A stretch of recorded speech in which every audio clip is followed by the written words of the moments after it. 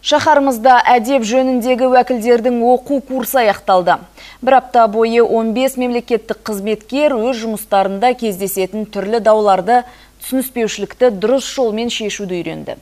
Бұл жұмыстар мемлекеттік қызметтегі әдептілік деңгейін көтеру мақсатында жүргізілуде.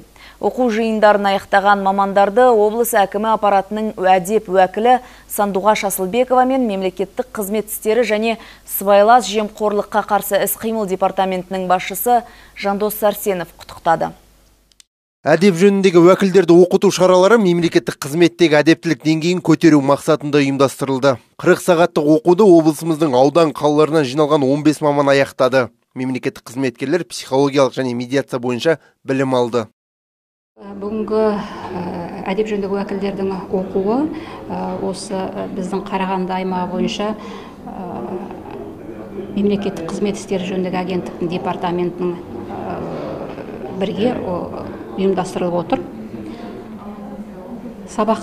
Бұл сабақтың ең негізгі мақсаты әдеп жөніндегі уәкілдердің заң шеңберінде көрсетілген құзыреті мен міндеттерін орындау барысында қалай орындайды, қандай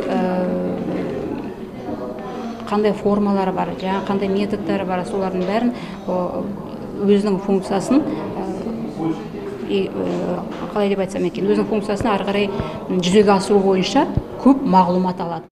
Қазіргі уақытта Қарағанды облысы бойынша әдеп жөніндегі қызметте 21 адам жұмыс атқаруда. Олар өздеріне қосымша міндетті жүктеп алған мемлекеттік қызметкерлер. Оқу жиынның соңғы күнінде қатысушылар алдында мемлекеттік қызмет істері және сыбайлас жемқорлыққа қарсы іс-қимыл агенттігінің басшысы Жандос Сәрсенов сөз сөйледі. Ол оқыту үрдісінде жинақталған білімдер мен дағдылар әдеп жөніндегі уәкілеттің жұмыс сапасын жақсартуға мүмкіндік беретіндігін атап өтті.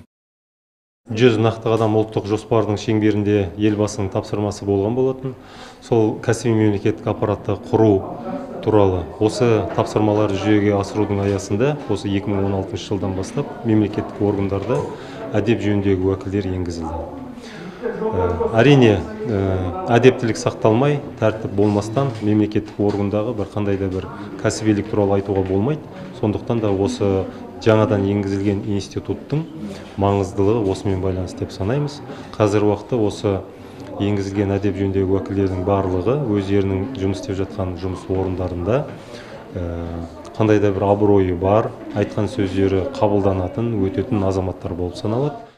Бір апталық оқудың аяқталуына орай Жандос Сәрсенов әр қатысушыға сертификат табыстады. Атап өту керек, мұндай оқыту шаралары алдағы уақытта да жалғасатын болады. Келесі дәл осындай жиын күзде мемлекеттік басқару академиясының филиалында өткізіледі деп күтілуде.